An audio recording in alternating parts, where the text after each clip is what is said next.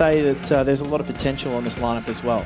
So from Raw's perspective, it is hard to go past your Top Guns and your Havocs, but I mean, you look at the workload that players that don't necessarily share as much limelight.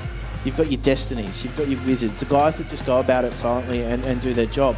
Much experience, obviously. Yeah, he's a player that really plays up on the chaos created by his teammates. He's a player that sits in that lurk position, really capitalises on just some defensive blips, we'll call them, on a map like Inferno as well. Having a player in that lurk position as CT's trying to rotate throughout the map is a huge thorn in the side for any defending side. And I think Deceptors, when they get onto CT, they really need to be wary of the roles that they're going to come up against. They know that Destiny's going to be lurking in places like second mid. They know he's going to be lurking in places that you wouldn't typically expect. I mean, you check one angle, he's hiding around the next.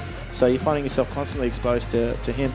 I mean, one thing that I actually am going to note is that historically, so far in the Elite Series, we've actually seen a lot of teams struggle when they get onto CT side. Because that is going to be a crucial thing on this CT side. As I mentioned, if you're unable to fend off, get those aggressive T control sides, especially after picking up the pistol, it's the CT side is really your only opportunity to fight your way back. And given the current meta of CS right now, the aggression is so prevalent. Yeah, it's always funny to see if the CT side can't hold it off from those aggressive players. Like we're seeing top teams now, smoking off Diggity and then flashing through onto the A site, something crazy like that, as opposed to a bit more of a methodical approach. So a strong CT side is very, very hard to lock down on Inferno.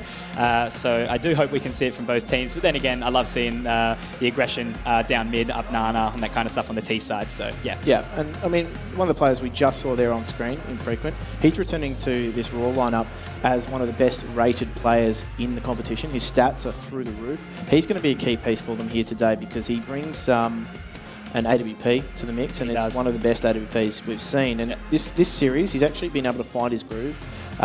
In the past few months, he's sort of fallen off the radar a little bit, but this has really announced his return. It has, for sure. And one good thing as well, obviously, when we had IEM Sydney not too long ago, obviously with all the players coming into APL, the European pros and the Southeast Asian pros coming in, Infrequent was going off. It was like, he'd come out from nowhere and he was going absolutely nuts. So that was always cool to see. Yeah, that's really encouraging to see, obviously, players from a local perspective taking on the best of the world and having them in your own backyard is fantastic as well. So, I mean, in terms of the Deceptors as well, are there any key players for you looking across that lineup? I've seen a lot from Gots. Obviously, he's got a lot of experience, in the CGP, as long as he used to play, I believe, on Legacy with Matt CD as well. So they've had a lot of experience together. So I think the fact that they've been in the scene a little bit more recently as opposed to the lineup of Sydney Raw may benefit them. Obviously, again, the game has changed so much in these last 2 years. The current meta, obviously, as I mentioned previously. So if they can fire up, I definitely think, they've got a chance for sure. Definitely. Now, I mean, I keep harping on about it, but the gift of the gap.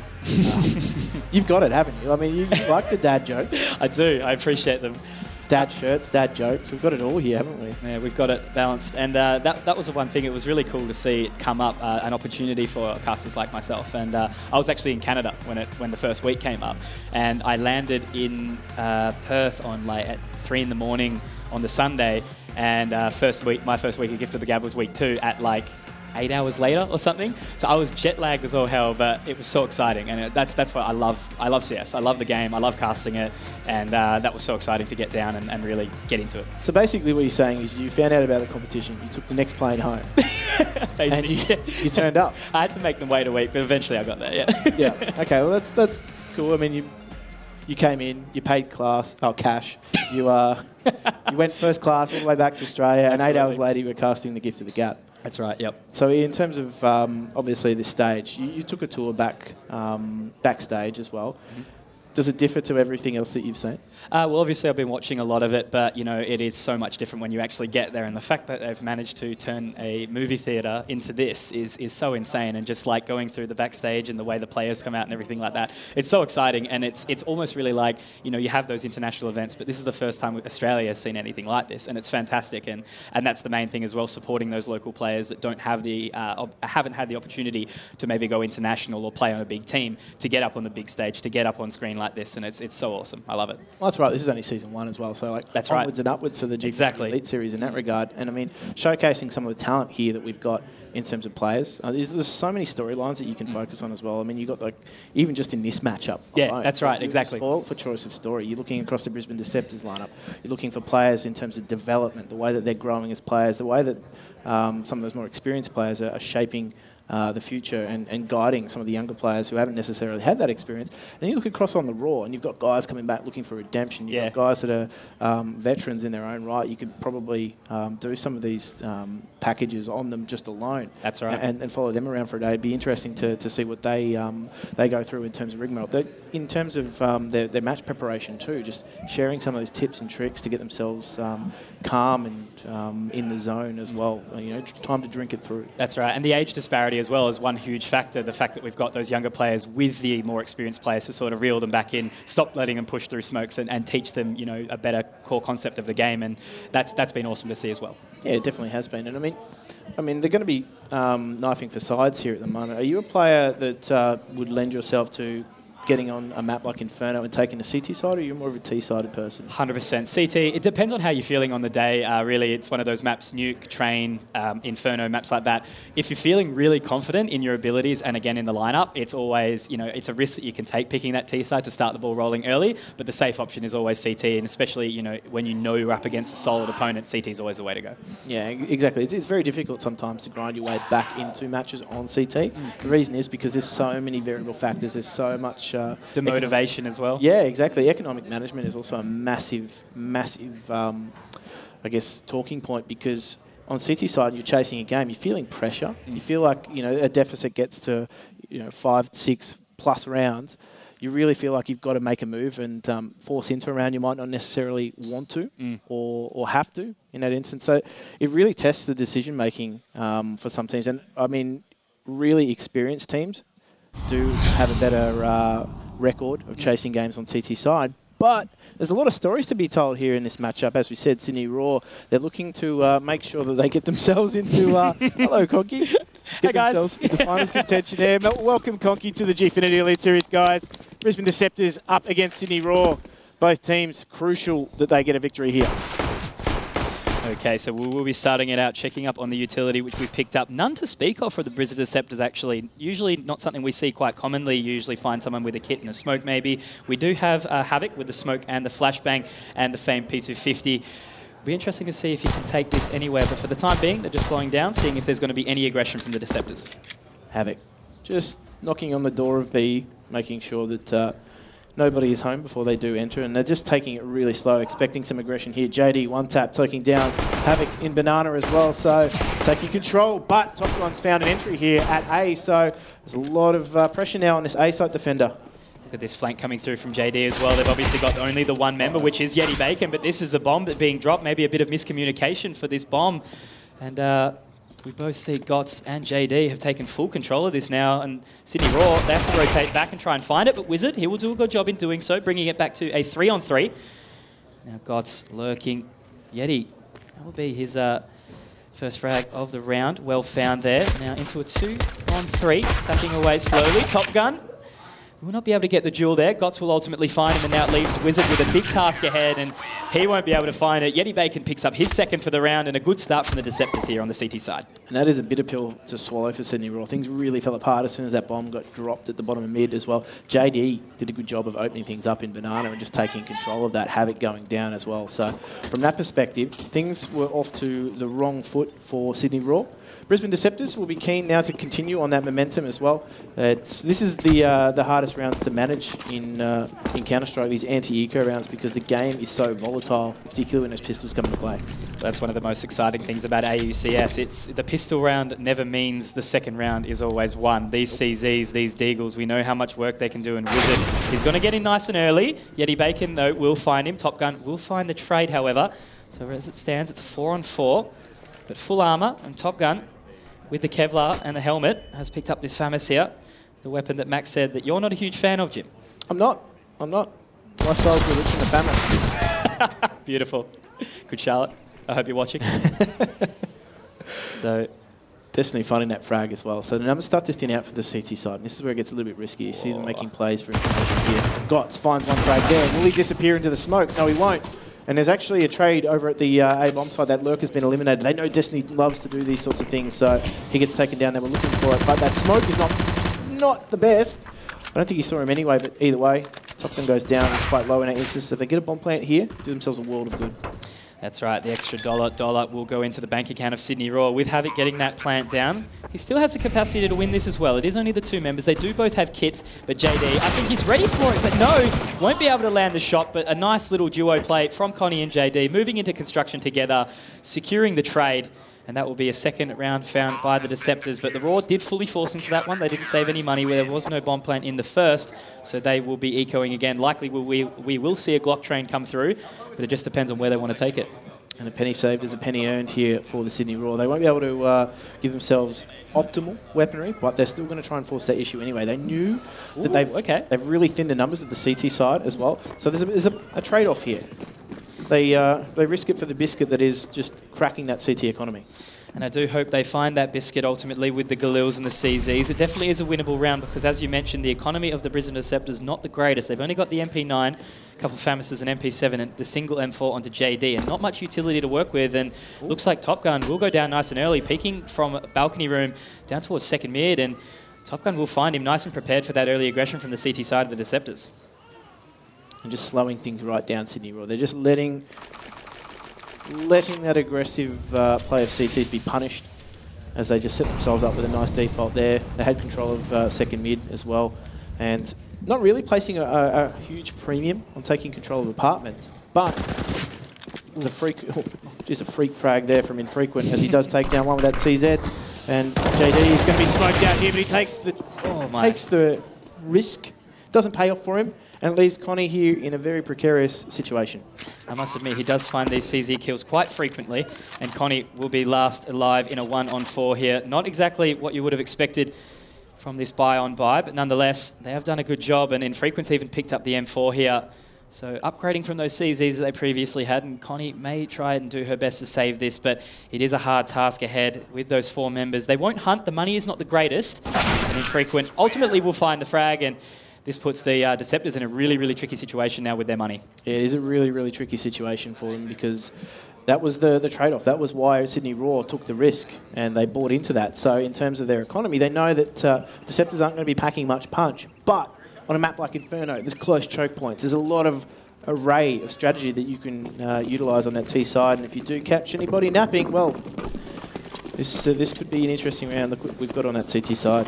I don't think there'll be much napping though, with 3 nades coming down towards mid, but no damage dealt. They've done good to move away from that, and Destiny will find 2 with that Galil Wizard, a 3rd. And unfortunately, they had the right idea, but Destiny is the only one taken low here. 16 points of HP, but now all they have to do is find 2 armorless players in Matt City and Yeti Bacon, and only with the upgraded pistols as well. And they're not wasting any time going straight towards that B-bomb site, so making sure that they're checking every corner as well. They know that there's a lot of hiding spots on a map like Inferno. Ooh, Yeti Bacon has his fringe burnt as he does try and peek down mid. Yeah, not going to find anything there, unfortunately. Destiny ready for him as well. Looks like Matt City will be pushing in towards second apartments here, trying to find something. Might peek into Mexico to see if anyone will get aggressive. Sydney Raw obviously looking to start to stack up the money here, and with 5 members living on, they will be able to do exactly that. And obviously the bomb will be going off shortly, meaning they will find their second round. So the Deceptors had a good start, but looks like they are dropping like flies at the moment. Good round from Sydney Raw in the sense that they just grouped up nicely and the anti-eco there. They actually weren't hyper-aggressive into mid, and that's why the grenades effectively did zilch in terms of damage. But they did continue to push down mid. Sydney Raw grouped up really nicely on their anti-eco and are able to just push themselves through. I mean, had those grenades gone towards Banana, different story. But Destiny here, he just makes it look so easy. 1, 2, easy.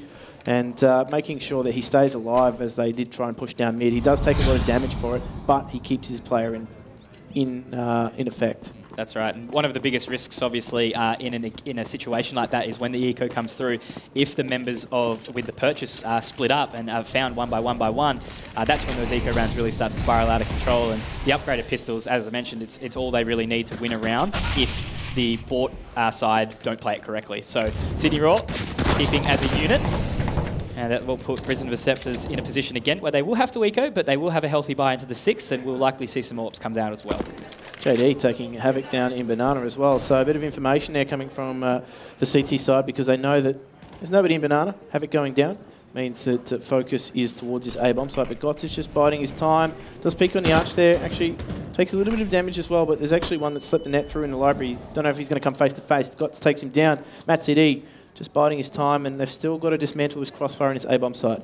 JD has picked up an AK as well, so Matt CD and Yeti, they have a good little crossfire set up, but unfortunately those are the only two members. Matt CD is able to find one, but they've taken full control of this A bomb site. Two members towards motorway. It's a little bit too much for him, and Wizard will secure the round. So third picked up by Sydney Raw. They are looking real good on this T side, so far. Yeah, JD, hyper aggressive here. Havoc gets himself caught. Oof. And he actually picked up that AK. It wasn't of any consequence because he did get taken down. But if you save that into the round, that's more utility, that's more economic freedom for the rounds to come. But the big thing to talk about here is they've got the double up set up now into Gotts and Matt CD. It is a crucial factor on Inferno, usually sending one towards B, one towards mid. The only thing is, though, getting that mid control with an AWP on the CT side is very difficult. The T side does get there first, and it's a hard duel to make. It's usually one you only see when it's like a top team, like maybe a top 3 team of the top 8 versus a bottom 3 of the bottom 8. Just again, that confidence of the aim duel coming out, and it's not often you see it, and we're not seeing it now either. They're going to play it a little bit more passive towards the arch side, and Connie will be the one opening up this round, taking down Top Gun, getting aggressive towards the end of apartments there. And 3 members still stacked towards the A-bomb site, and Matt CD will find another, so a very good start for the Deceptors. Deceptors locking it down early on in the piece, and now can Sydney Raw rally and get themselves onto a bomb site here? They're going to take I dare say, a slower approach now. There's still a lot of time to work with. They still have relative map control. They don't have any presence over towards Banana, but they don't need it just yet. They are pushing the CTs back into the bomb site. There's not a lot of information from the CT side, so they're just content to sit in the back of their bomb site right now. Destiny will choose to join the remainder of his team now. As they do wrap towards Arch, Matt CD will find one. Not going to aggress back into that for the time being. 2 AKs left, though. 35 seconds remaining, and they will make their way up Diggity now. We've got Wizard moving in towards apartment, but Connie is ready, and we'll find her second frag for the round. Very, very good. Well played from that pit position, and not a single member of the Sydney Raw has dropped until now, where Destiny does find one, but that brings it from a 1v5 into a 1v4, and Yeti Bacon surely ready for him here, but no, Destiny finds a great frag, but gets a little bit too aggressive on the side of the normal default plant box there. And he will be found, and a third round pick up for the Deceptors here, 3-on-3. Just overexposing himself there, Destiny, and will be, a little bit disappointed with himself. He holds himself to a really high standard of play, so I know there's something like that he's not going to just brush off too lightly. But that being said, complete professional in the way that he actually conducts himself on that Counter-Strike. And on that Counter-Strike. Love that. Yeah, and he's an experienced player.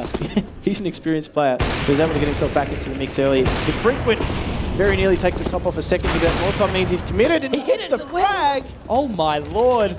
Oh boy, that opens up B. So confidently there in frequent. And 2 members of Brisbane Deceptors dropping very, very quickly. However, Matt CD is there to keep his composure. The sole man towards the B site. He will call for Yeti Bacon, says, mate, don't worry, I've got this. Sends him back towards the A site. There's Connie doing very well to hold this A site so far. Wizard, though, will be able to trade it out. Now to 2-on-2, but the spray, unfortunately, not coming through from Yeti. And Wizard showing his experience there, managing to take down 2, and the bomb will go down. Planted for Pit. And he's going to play the dirty little spot towards Graveyard here. Not going to peek. Is a bit of a bait, but I like it, regardless. Yeah, Infrequent hitting that second shot into Top Banana is actually ridiculous in the sense that he had to go for it. He was pot committed there, and he needed to get himself through that Molotov or just sit in and burn. So he took one with him. And there's actually a retake attempt here from Matt CD as he fancies himself as 2 versus 1. Gets taken down by Wizard there, but good round from Wizard. Recovering things here for Sydney Raw. But as we see here, he just opens up onto this website quite nicely as well. So picking up 1, looking for that second as well as Yeti here was drawn into that duel. So what I liked from, and it's an underrated play in that sense, that Havoc actually committed towards B bomb site. He needed to as well because he needed to show the CTs that were rotating that there was presence being shown at B, and it actually kept them off A long enough for things to open up for Wizard. So despite the fact that he went down a little bit cheaply, he did a good job in selling that fake. That's right. And now, as we mentioned, the city-sided economy management, it is so difficult. The Brisbane Deceptors, they were obviously able to bring one back. But Sydney Raw, all they need to do is win one. And look at the buy we're dealing with right now. They're back on the pistols. They've got no Kevlar. And that makes it the hardest thing. You really need to stack those 2, 3, 4 rounds together on that CT side to keep up that economy to be able to buy back in when the T side does find those rounds. And so far, Infrequent, the only one copping any points of damage. And Top Gun will find another up towards Arch. But both members of Deceptors, they are still towards A, and the bomb will be wrapping around to Moto. And I think it's still, as it stands, will go towards this A side. But all Matt CD and Yeti Bacon can really hope for is to try and take a couple members with them before the round is over. But Top Gun. That's the kind of grenade that just takes out all of your senses. You have absolutely no sensory experience whatsoever because it just deafens you. It may actually aim punch you in some instances, as Matt CD does take down one. But Yeti Bacon completely unaware to the fact that there was anybody coming in because he was just deprived of everything. So Matt CD might be able to take a second. No, he's not able to. But it is a good round from Sydney Raw. And what they're doing well is when they're grouping up in choke points, they're taking 2 or 3 of them as well. And that is key in just making sure you don't get picked apart here. But Infrequent, just trapping one with that Molotov quite nicely. And Connie does go down. Does do some damage, but Brisbane Deceptors now need to make sure that economy is in check because, as we said, in the CT side, if you let it spiral early on, it doesn't really bode well for the rest of your half. That's it. We're dealing with another eco now. A little bit better, but oh my god, that would have hurt. Infrequent, though, he doesn't really care. He's going to peek back into it nice and confidently. The Molotov will go through, but looks like JD has managed to make his way around it. But yeah, that's one thing we mentioned. Like, they did fully eco into the previous, but still, they don't have enough to buy in. And that's the one thing. They want to get this double up set up. They want to have a convincing buy, and then in hope that they can really start to snowball a few to really take the wind out of Sydney Raw. But at the moment, it hasn't yet happened. But there still is plenty of life left in this game. We are only in round 9, and there's still 1:10 left on the bomb and on the clock. Sorry. And it looks like at the moment, Sydney Raw not getting too aggressive, giving a lot of respect to the Deceptors. Deceptors are just content to sit in the bomb sites and just wait for things to happen. I mean, in terms of, I like this on an eco round. You do need to take a few risks. You can't just sit back on an eco and let things happen. You do need to gamble a little bit, and I like what Deceptors are doing here. But the question is the slow, very tactical approach from Sydney Raw should be able to dismantle this. That's right. One thing that you do like to see from time to time on an eco side on the CT an EK round of the CT side of Inferno is apps control. That's one thing I haven't seen just yet. So maybe if this round doesn't pay off for them with the 5-man stack towards A, because Sydney Raw are going to be walking right into it. They've only got 25 seconds remaining now, and they will make their way up towards Diggity now. JD taking one. Will he have it in himself to take more? No, because it'll be Matt CD. And Scott's also finding one as well. Yeti Bacon finding one of his own, and now all of a sudden this eco, it's down to Infrequent, and Matt CD will close it out. Brisbane Deceptors finding their way back in, and they must have heard me talking a bit of trash because the passive route actually pays off for them, Jim. Yeah, look, passive aggression. it works out eventually. Not all the time, but sometimes we do actually see it reign supreme. Yeah, but I mean, you do need to take chances on a map like Inferno because the map lends itself to it in terms of having so many corners to check. If you don't use utility properly and don't back each other up, you do get flanked like that. And despite being so nicely, Sydney Raw do get taken down, and just a slower approach here from in terms of just taking control. They are just starting to clear out areas like apps, and Connie, there we go, takes down Havoc. So numbers already in favour of Brisbane Deceptors. They might be behind on the scoreboard, but they need this round to really get themselves back into the mix, bring things back to equal pegging, and Connie has done a good job of that thus far. And more importantly, in the early exchanges of the round, they haven't burnt a lot of utility. And if the Ts don't make the CTs burn that utility in the early pieces, it's going to be really difficult for them to get to the sites later on. That's right. It is a huge factor in this map is holding on to those mollies, to those smokes for as long as possible. So when the choke points start to be taken, you can keep them at bay for a little bit longer, forcing them into a sort of panic situation where they have to try and plant the bomb without really being able to check all facets of the site. But with that being said, looks like we will have a B take coming through. And whether or not the flash will come through, Destiny will try and jump through, but nice little spray down from JD there. Won't be able to find it, but look at this sneaky nature. Top Gun has got his way through the smoke in towards CT, but JD, this could be a third and a fourth from him. No, it will be Gots picking up one, but what a little sleuthy play there from Matt CD. I love it.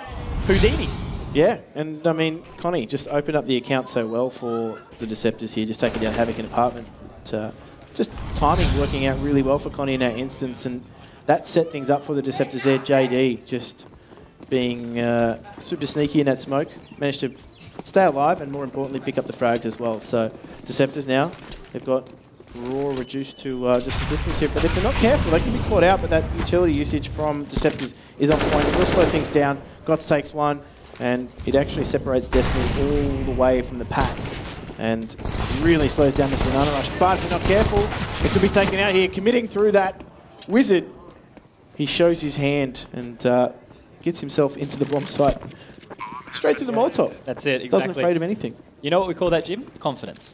That's exactly what it is, and now it's a 3-on-3 in an eco round, and we've had 2 AKs recovered as well. Wizard, however, will be shaken off as Yeti Bacon is able to find that. So retake coming through, but a little bit of damage there done further by Infrequent. Matt City dropped to 1 point of HP, and he will be able to find one. Top Gun taking down Connie, but Yeti Bacon is able to close it out. Matt City definitely happy with that one. 1 point of HP, holding onto the orb, and the Deceptors, as I mentioned, trying to snowball those 2, 3, 4 rounds in a row. They've done it, and especially the fact that they won it off the back of an eco, they've really started to stack their money up. Surely we're dealing with sort of around the 8 to 10k mark for each player. Yeah, this is where they got too aggressive in Banana, I think. They actually had them just held off by that Molotov, and the fact that they gave them the opening for those frags really set Raw up for a nice round in terms of keeping their economy. You can see they actually ecoed that last round. They bought AKs into this, and they've got so much money left in the tank. So both these two teams are going to be able to comfortably buy into the next few rounds regardless, but let's just see how things work out here as we can see that double orb set up on Inferno.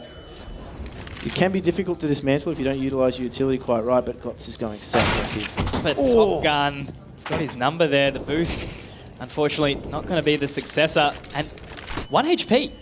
1 HP. He will go down though. That nade from JD ultimately is enough to do the job, and they're not going to aggress on either side either from that. Destiny will be able to open up the A-bomb site slightly, which puts Connie in a bit of a tricky situation here. Have called for the rotate from JD, but he is a little while away, but so is the bomb. So there's still plenty of time left ticking on the clock. Wizard isn't going to aggress just yet, but that leaves Matt CD all on his lonesome, the emo corner, crying if they head towards that B-bomb side. Super smart from Wizard there as well, because what he's done is thrown a one-way smoke, and normally you're expecting a player to be sitting behind a one-way smoke from the CT side. So he's committed the CT defenses to watching that area, and they're thinking that there's someone in that, but JD actually finds another frag without AWP and eliminates Destiny from that lurk. So they already know, just knowing the structure of this team and how things work out, where Destiny is, but this is all going to be on that bomb site defender, so it's all on Matt CD here. He's ready for it, and this repositioning from Matt CD, the choke points on the side were Molotoved off, but Matt CD, this is a first in the round for him. The CZ, unfortunately, it does take a little while to pull out, and JD is able to trade it, but Havoc finds that and the bomb plant along with it. So not all is lost, Sydney Raw. Might be able to find this though. 2 kits in the hands of both members of the Deceptors, and now they're going to try and take it together, but a nice little wide kick there from Havoc. But Connie, she has the capacity to close it out for the Deceptors, and they move up to 7 now.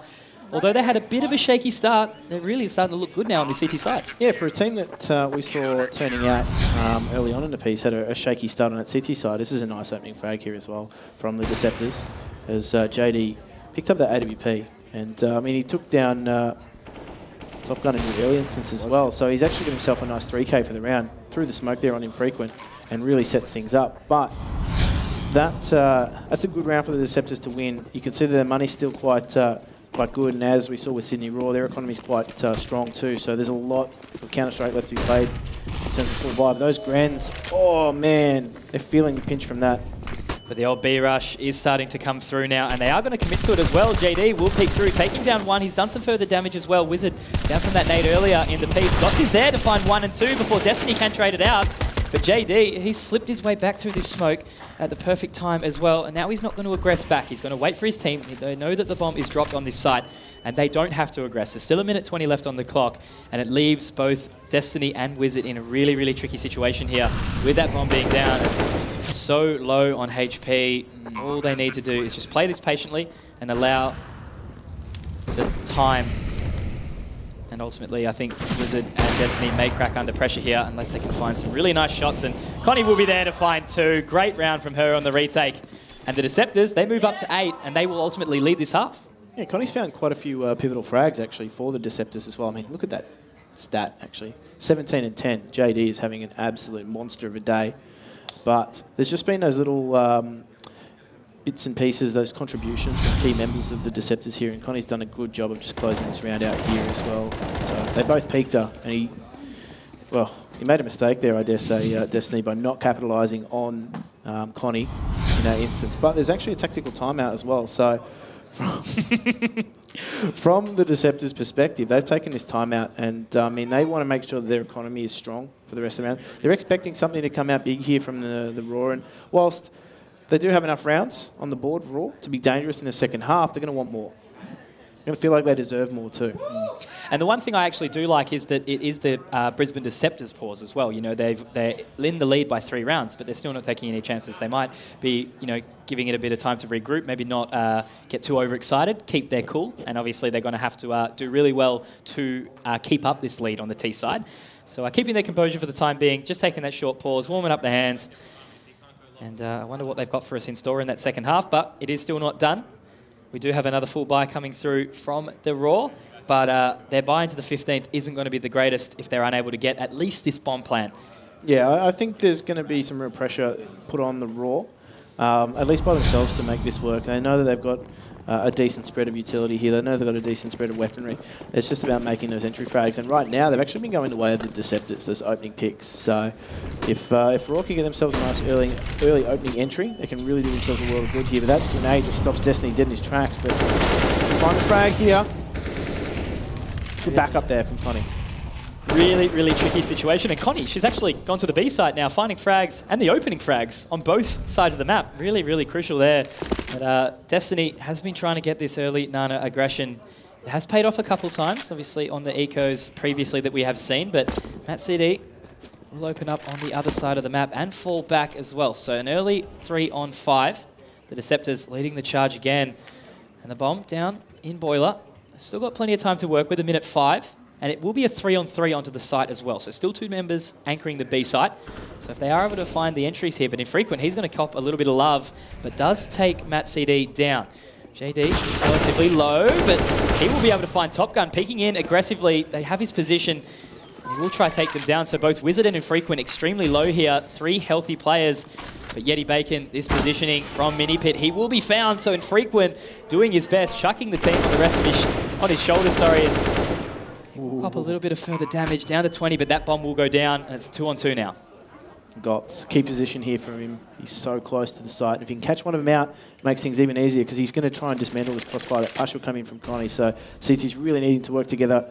And Sydney Raw, they've worked together well to get themselves to this position here, but they're going to need to just close things out as that smoke will come in. Just blocking vision here from Fit. Really eliminating the angles that Infrequent can work with. And they do retake successfully on the back of Gots and Connie, working well together in that instance.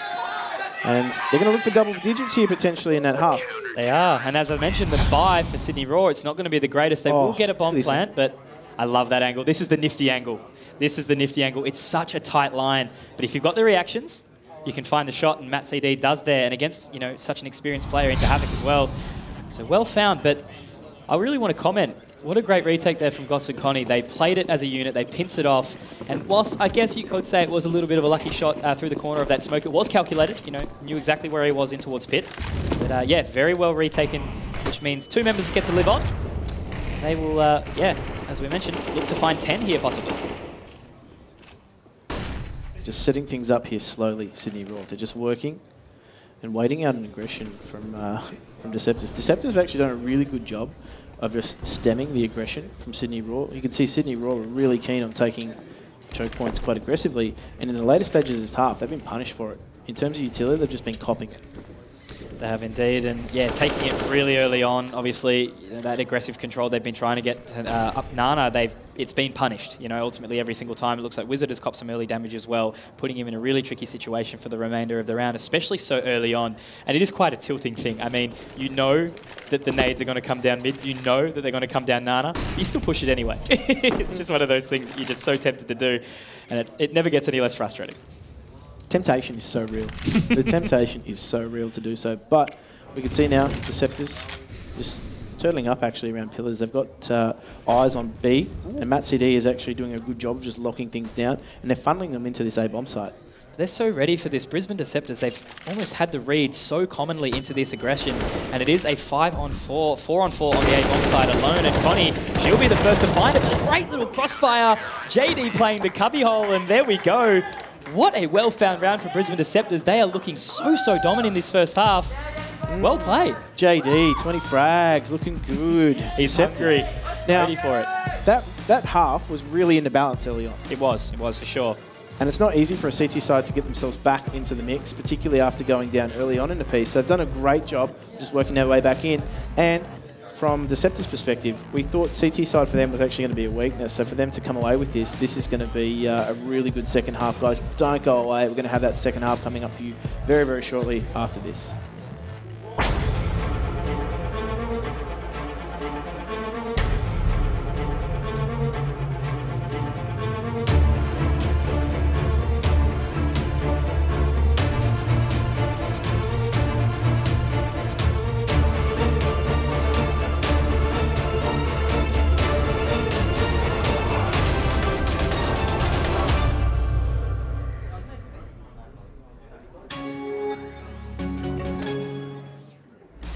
Welcome back for the second half of Brisbane Deceptors up against Sydney Raw here in a key battle for potentially finals hopes for Sydney Raw and pride for Brisbane Deceptors. And I tell you what, Brisbane Deceptors have got some gusto.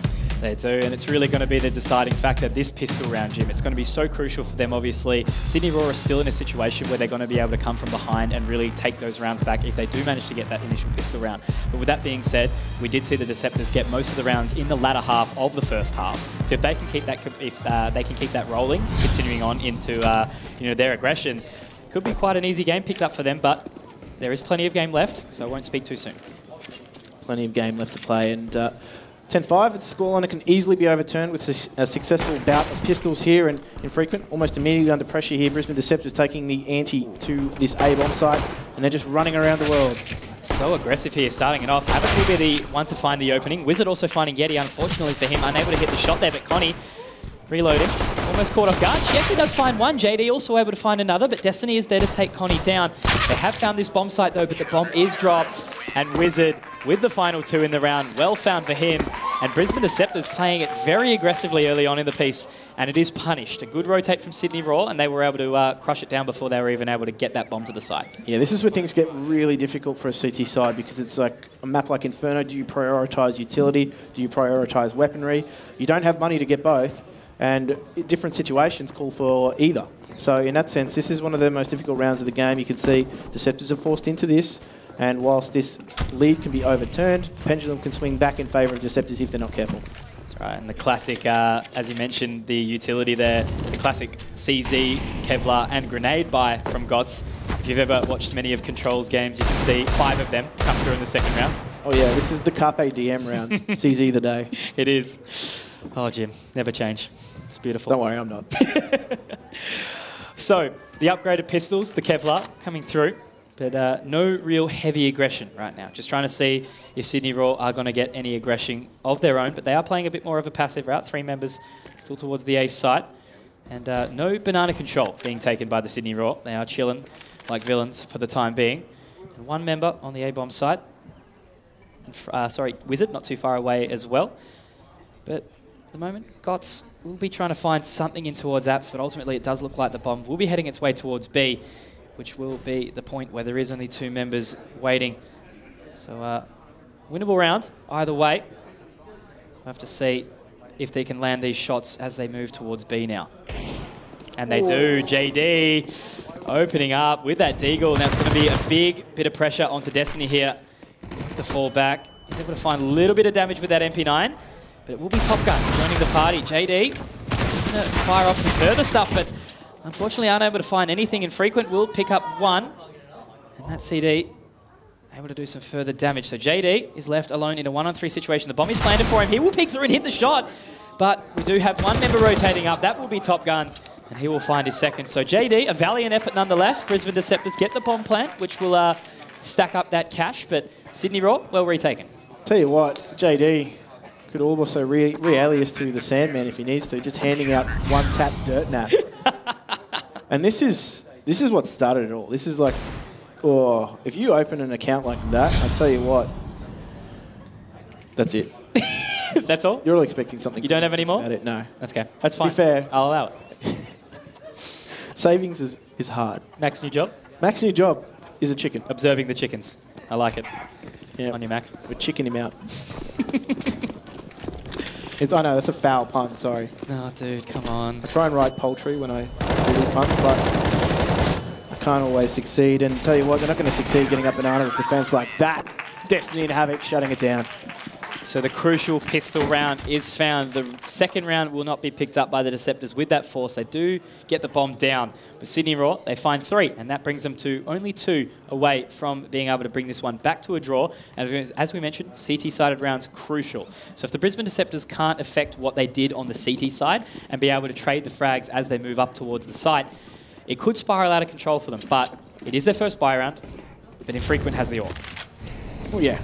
And there's a reason he's sitting at the top of the stats for this competition. It's because he's been so menacing on both sides with that AWP. But in this instance, they're really going to call on him because it is a massive economic cost. And he's already found the opening frag too, so that's already come away for him. Look to him get so aggressive. He's one of those players that doesn't sit back with the AWP. He's always proactive, always looking for an opening frag, always looking to take his opponent by surprise. And Top Gun takes down JD, takes down a second as well. They take control of Banana, but that just funnels everybody into A, and that's where Top Gun's waiting. 2 of them. 1 in Apartments, 1 in Diggity. Infrequent, that will be his second frag in the round. Taking down Matt CD, and unfortunately for Gots, he's left up Ship Creek without a paddle. And he will find 1, so not all is lost. And Havoc may walk into his crosshair as well. The old fabled wide crouch peek, the crab walk, not paying off for Havoc there. And Gots has done well so far. So ultimately, the bomb will not go down. It is put into Diggity, but he has 44 seconds to play with. And he's going to keep sleuthing around this second mid and mid area. But Wizard, he's going to get aggressive in response, and we'll find the frag there. Well done. And shout out to Hazy on the stream as well. G'day, mate. Yep, and despite the crab walk, he couldn't claw his way back into that round. But Infrequent, this is what he does, though. This is what he gets so aggressive. Oh, nice shot. That flick. Just a pixel. Tell you what. Oh, he's picking up frags all over the map. But this is what I like from him in the sense that he will take the aggressive angle. He'll then pull back, find another angle to hold as well. And he's always upping the ante. That's the one thing, is always looking to rotate that AWP around. And it's a key mark of a top player. And Top Gun and Infrequent just combining there to make sure things are really difficult in mid. And they're actually getting super aggressive. They take control of mid. Banana, though, is where their last remaining action is. But Connie just left with that bomb.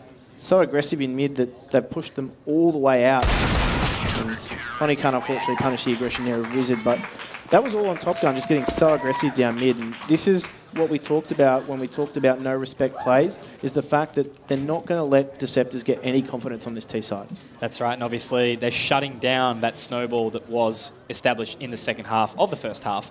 Sydney Raw showing their dominance now, pushing down mid, taking that full control of Banana and not allowing the Deceptors to go anywhere. They did probably assume that it was going to be an eco there, hence the aggression, but we still do see that kind of stuff in buy rounds. And ultimately, if they are confident and they do send multiple members together, it can ultimately end up in those positions where 5 are found without a single member going down. And whilst Yeti Bacon is able to find 1 towards the top of Banana, Havoc will find 2 in response. So an early 4-on-3 as we see it.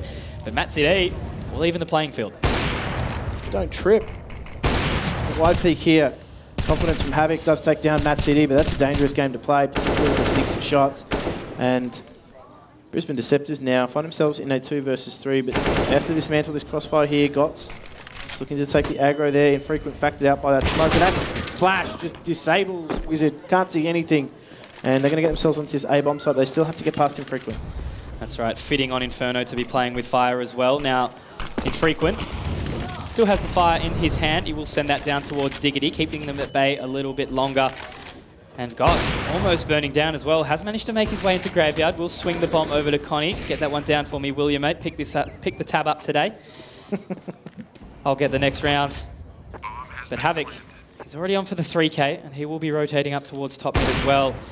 Gots very, very low, and the bait spot, as I like to see it, Connie will be able to sorry, Gots will be able to play off Connie's contact, but oh my god, Infrequent, you dirty boy. Gots is able to find one, but that Molotov putting him out of position. The knowledge, map knowledge of Infrequent there, the experience, allows him to throw that Molotov, keeping him out of the stairs. And ultimately, Sydney Raw, they take the lead for the first time in quite some time. Yeah, and I mean, this is Havoc just shutting down Banana here. But, I'll tell you what, Infrequent, great work from him. One of the most underrated plays in that round. And this actually was from the losing team, was from Gots. When he recognised that after taking down Wizard at Diggity, they knew that they were coming up against an AWP player that was playing on that arch side. Where is he most likely going to be playing? From Mini Pit. That smoke from Matt CD blocked vision from Mini Pit, library area, into that A-bomb site. Allowed them to actually get in. They had a lot of time. If Gots didn't wide peek and go to the graveyard there, he would have found himself potentially a better position. But it was just not to be. Infrequent, just too far on form right now. And they actually take the lead here, Sydney Raw, for the first time in a long time. 6 consecutive rounds found for the Raw now. But the health advantage starts by the way of Brisbane Deceptors, and as we know, they are in that max loss bonus territory. They will be able to continuously buy for the remainder, especially if they do keep getting these bomb plants down, as they have been doing previously. The 3 members heading towards Banana, but oh my god, Destiny, this positioning, the info, he has so much of it right now, and Yeti Bacon, that has tilted him out of the server right now. Surely wasn't prepared for that one. And Sydney Raw find themselves in a 5-on-4. JD is prepared, but Wizard also prepared, and Havoc, the positioning as well, playing that anti-flash, waiting for them to come up. But still slowing it down for the time being. Destiny with all the control in the world right now. A lot of info as well, but this is going to make things really, really sticky. This is such broken play, as we do see CTs taking on Ts in different areas of the map. CTs almost, oh goodness, Destiny. This is a massive info play from him, and this is what he's so good at, that lurk role. We talked about it in the Play It Like a Pro segment. He does go down here, though, so maybe a little bit too early. There's still 24 seconds, time to go to A if they do want to, but they're filtering into B. That's right. The first shot will only just narrowly be missed by Infrequent. And the smoke keeping them at bay for a little while longer. They have to try and aggress now. Infrequent, though, is ready, but oh my god, what a shot from Matt CD. Havoc, though, is in a really good position. They don't have enough time to get this bomb plant down. Great play. Very, very well found. All he had to do was just chill behind E-Box for a little while longer, allowing Wizard to reposition, getting up towards CT. And Sydney Raw played so well, but that positioning from Destiny, it's one of those things that just really throws off the communication, because it's one of those things like, where have I died from? Hang on a minute. Why am I dying from here? And then all of a sudden, the rest of the Ts are playing so scared, because even though they're the aggressors, Destiny has completely changed the pathing, and they just get so lost. Yeah, and like that is a round of exemplary play from a few different situations. From Destiny lurking in that instance, but Havoc also playing that timer as well, staying alive, not taking a fight in a 2-on-1 situation at bomb site, knowing that he just had to run the timer down to win the round. That, for me, is just showing of understanding. And tell you what, understanding of the AWP is for Infrequent. Somebody stop him. 2 found in the round for him already, a crucial player in the Sydney Raw roster. But going back to Destiny, the sneaky sort of nature, I believe he pushed through apps all the way down second mid, into T-stairs, then back through Mexico, finding 2, and just giving all the information in the world, all that Sydney Raw needed, which just allowed them to sort of sit back, relax, and just wait for the Deceptors to walk into them. So 5-on-3 now, as we see it stand, a minute left on the clock, and yeah, the Deceptors just looking really, really out of whack and a bit lost right now. It's completely different to what we saw on the previous side. Infrequent. Going to be tested again. He stands up for 1. He's already got 2 in the round. Can he find a 4th? No. And play here from Havoc just to delay things a little bit as they do get themselves into the bomb site. Still have plenty of time, though. But there's a lot of territory uncontested here from the T side right now as they filter into B. That's right, Destiny just going to shoulder peek slowly. They don't need to aggress into this. They're just going to try and run the clock a little bit further. It is only 2 members. And unfortunately, with no smoke grenade, Matt City will have to try and make the contest, looking to take down Destiny, but he will find it, and ultimately another round goes the way of Sydney Raw, and this is 8 consecutive now, going insane. Infrequent, 1 frag, looking for that second as well, and it comes through the smoke, so from his perspective, he's having a field day too. And he does hit this shot. Oh, dear me, that's filthy. Pedal your filth elsewhere. Get out of here, boy. But an eco. So the Deceptors, they're not done.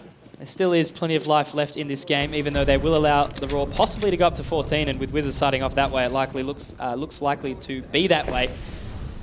But although if they do go to 14th, they will have a healthy bye into the 25th round, but that's not done. We'll find some damage onto both Infrequent and Wizard.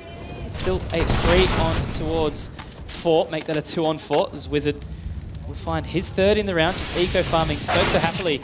But Yeti Bacon, oof, nice shot there, punishing the aggression from Havoc, and Destiny, though, equalising. And Yeti Bacon, he has recovered an M4, and he might actually be able to waltz onto a free B bomb site here. Going to get himself onto B potentially here for free, too. I don't think the timing's actually going to work out for him, though. That's the only other thing. Does Wizard finding it there. No CT smoke, obviously, the deciding factor there. Unable to cross. And the Raw finding their 14th round. Not a single lost on this CT side as of yet. Yeah, I was just wondering where the AWP went. I actually thought for a second there that Wizard might have actually picked it up and thrown it away very quickly, but didn't actually eventuate that way. He does pick himself up a solid diggity side hole. And this is really tense moments here. You know, I agree with the Deceptors, because they put a lot into this round. They've got a lot of utility, they've got a lot of weaponry, but the utility usage from Sydney Raw has just pushed them back in, but damage exchange either way does slightly favour the Deceptors at the moment, as they do battle for control of Banana here. Both teams really placing a high premium on it. Destiny, not really sure if there is a member there, and JD ultimately will find him in result. But on the other side of the map, Top Gun, he's found 2, and he's going to start to rotate, making it a 2 on each site sort of factor. But we've got 2 members of the Deceptors heading their way towards this A bomb site. The bomb in the hands of Gotts will be making his way into apartments, but not going to aggress out anytime soon. Still 1:05 left, and I hope that they're going to sort of be relying on JD to try and find a little bit of further information up towards top Banana there. But Wizard, so well played here from the Arch side, and he's even ready for Gotts here as well towards apartments. Not going to spot anything just yet, but Top Gun will be there very soon to try and find a line. Infrequent will get the information as to where Gotts is, and JD, other side of the map. Gotts will find 1, but JD picking up Havoc, and there is only 2 left, but he's only got 22 points of HP to work with. And no bomb. And no bomb. And no life. Taken down. Match point for the Raw. And the crowd will roar as a nice little reaction as well. But Wizard and Top Gun. I like the silent M4s coming in. Yeah. Top Gun just proving that the M4A1S isn't complete trash. Well, is the buff into this meta now? Yeah, 100%, but it's only an extra clip. That's right, exactly. So you can spam a little bit in the instance of the early parts of the round, but Frequent doing what he's done so well. And does get traded out, though. Will be taken down ultimately, but still the lead in the Raw's favour. We're going back to the M4A1S, nothing like the old heydays when it was just literally AK on steroids, basically. And I'm actually seeing a little bit of a... Am I seeing a toxic purchase here from Destiny? Yes, I am. Oh. Dak. Can't get anywhere with that weapon. Oh, and it is mate. strategically quite sound, but that is the game, that is the round. Sydney Raw do themselves some justice here and keep their finals hopes very much alive. They do indeed. 11 consecutive on that CT side. Grizz Deceptors looking so good and unable to find a single round on their T side, which is actually quite surprising given their consistency in the second half of the CT side. So I'm a little bit shocked, but then again, they just looked undefeatable in the end, the Raw. Yeah, that's why they're the more experienced outfit in that sense. They showed it in the crucial stages of that match. That man Infrequent was looking on point. He's back into the side. He's looking good for them. Made a big difference to them finding those opening picks as well. They're a crowd favourite here as well, the Raw, so they'll be proud of their efforts there. Deceptors, hold your heads high, push that to the limit, and we do thank them for their effort. But we must extend a thank you to you, yourself, Conky, for coming all the way over from Perth. Obviously the winner of our gift to the Gab. Commendable effort there in commentary, putting up with myself, my terrible throws, my terrible puns. And speaking of terrible throws, I'm going to throw it back to you, Luke. Good on you guys. Hey, nice work, Conky, as well. Let's give Conky a round of applause, guys. Sweet casting. And of course, a huge round of applause as well for the Sydney Chiefs. They were just too good for the Deceptors. Hey, we're going to go to a break. Sorry, Sydney Raw. Oh, crucial mess up by me. Almost the end of the day, guys. I'm doing a pretty good job. Hey, we're going to be back with all the analysis in just a sec of the Sydney Raw who took down the Brisbane Deceptors. Don't go anywhere. You're in the Gfinity the Elite Series. We'll be back soon.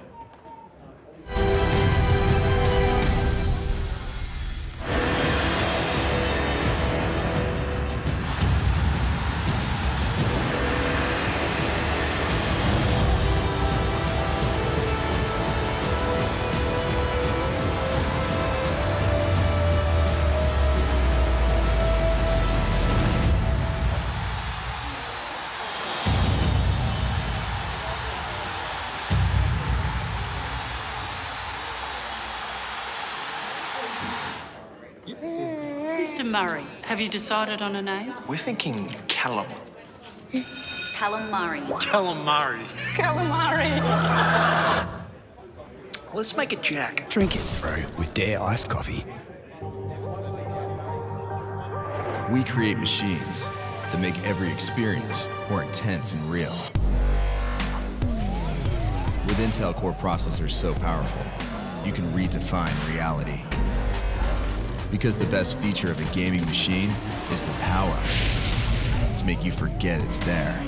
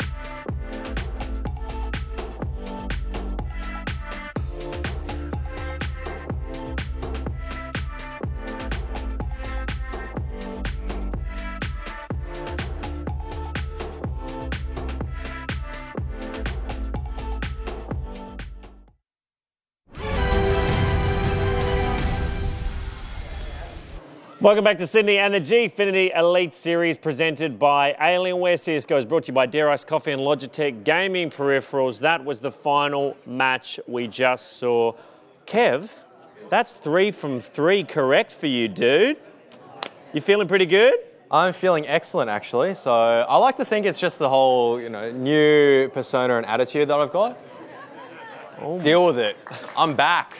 I'm getting everything right. Dude, you look real cool. I like this vibe, man. You're like a bad boy.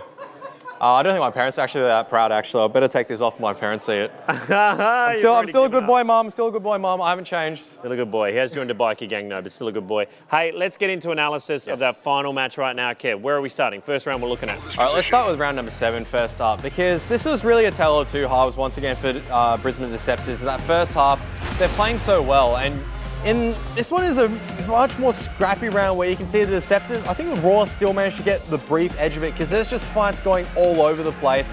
But where Brisbane Deceptors, I guess, go wrong here is that they over-rotate a little bit and then they have to bring it back.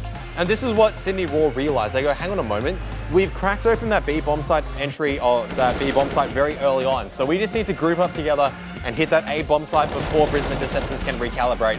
And that is pretty much the sweet timing for the Tees. They're able to rotate to the weaker bomb site in time because they have the experience to recognise that weakness, and as a result, they're able to take this round. All right, where are we going next, Kevo? Pretty much, so this round I think pans out afterwards. Round number 9 is where we're going to go next, and this is more in the Brisbane Deceptors' favour as opposed to Sydney Raw, because this is where about 1 minute in, no one has really died at this stage, and you can see actually, I'm fairly certain we've explained this concept before as a stack. You can see that all the Brisbane Deceptors are actually holding onto the A bomb site. This is a gamble that they're making, and this actually pays off in dividends for them. There's no one at the B bomb site, but no one from Sydney Raw except for Havoc is probing near that banana area, as we call it, into the B bomb site. Hasn't found anything. but they decide they have to go back to A. They don't have enough control, and 30 seconds left. They have no idea what's going on, and they have to commit. There is no backing out, and this is actually their eventual downfall, because you're committing into an unknown situation. You're not using the grenades, and you can see it's an absolute disaster from this point onwards, because they're walking into multiple pistols, coming in at them from different angles. They can't check everything together, and it just capitulates from there for them from there. So yeah, strong round. That's just down to them not gaining that map control, and that's so crucial on a map like Inferno. Yeah. So Deceptors did do well then, but let's go further on. I think we're going to round 23. Round Deceptors 23. weren't doing so well. And I feel like Deceptors didn't win a single round on their T side, which is really surprising, because in the first week, we go all the way back. That was where they won the majority of their rounds.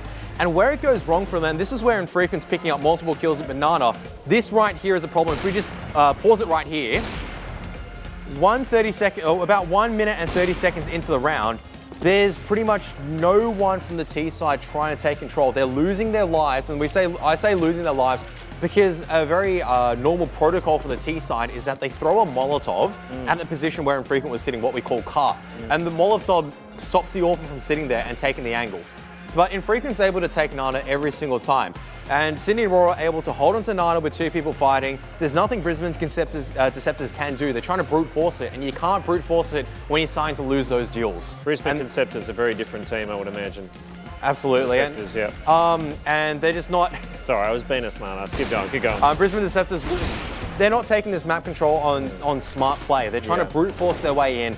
And Sydney Roar just taking that map control off them and just not allowing them any territory. And that's where it went wrong. And there are so many things that you can point out that Sydney Roar did right in their CT side, but ultimately they deserved the victory because they just played a better CT half. And can Deceptors take anything out of this game going forward?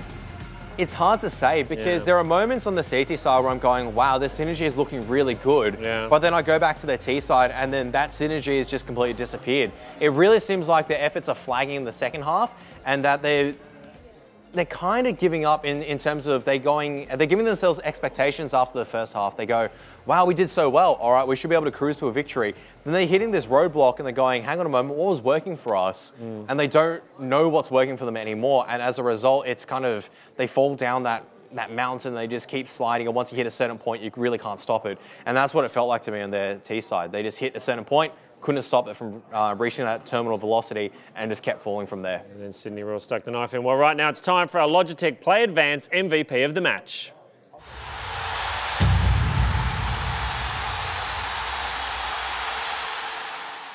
Righto, Kev, I've got a feeling I know which team they might be on, but who's the player? It was a tough one, actually. It might have really gone to Brisbane Deceptors, one of their players. So honorary mention on towards JD because he played a monstrous CT half for Brisbane Deceptors, 20 kills. And that is a feat in Counter-Strike, which is pretty difficult to achieve. But I have to give it to Top Gun at the end of the day. Once again, it's Wizard as well as Infrequent contesting. Infrequent was very good with the AWP, but Top Gun was just very dynamic with the rifle overall, and it was putting impact on the T side as well when there really wasn't much from Sydney Roar on their T side, and you got to give mention to that. I mean, once again, I think it was a team effort from Sydney Roar that got them over the line. It wasn't just a huge individual effort like it was on Brisbane Deceptors, and ultimately that's why they won the game. And that's what we were talking about before the match as well, that experience Top Gun is bringing to games like this, right? Experience as well as that mechanical ability. He's still got it. I mean, you look at it after so many years, he comes back and he's still just out-aiming all the sharp young kids, upcoming talent, so to speak. He's just out-dueling, out-winning. And that's just really class at the end of the day. Bow down and take a bow, I guess. Top Gun. Well done, Top Gun. You are the Logitech Play Advance MVP for that match.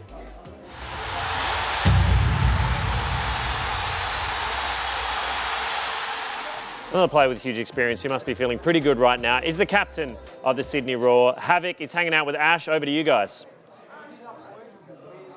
So that was an amazing game to watch. In the first half, it was 10 Brisbane's way, 5 to you guys. So you had a fair few rounds to catch up on. How did you manage to turn the game around?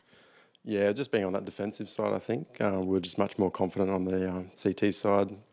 We've struggled with practice, so the offensive side is going to be much harder to construct on the day, but yeah, glad we closed it out.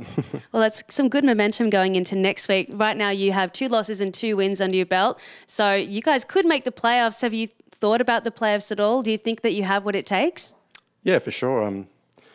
if we get there. But at the moment, we just got to focus on getting that 3rd win so that we're in contention to be in the playoffs. So I think if we end up 3 wins, 2 losses, you know, we'll be in the mix. So we'll take it one step at a time, win that game, and then think about it. But yeah, if we get there, who knows? Well, next week you are up against Avant, a pretty crucial game. What are you going to take in from this week into next week? How are you going to prepare? Yeah, much the same. I think we'll learn more as we have for this week than from our 2 losses previously than we will from this game. But yeah, it's all building blocks. We just got to keep practicing as much as our time frames allow with work and other expectations outside of the game. But yeah, you know, it's all fun. Well, best of luck for the week, preparing for next week, and hopefully you get yourselves another win. Cheers, thanks. Back to you, Luke. Well, Havoc obviously enjoying the win, but also pretty level-headed going forward, which is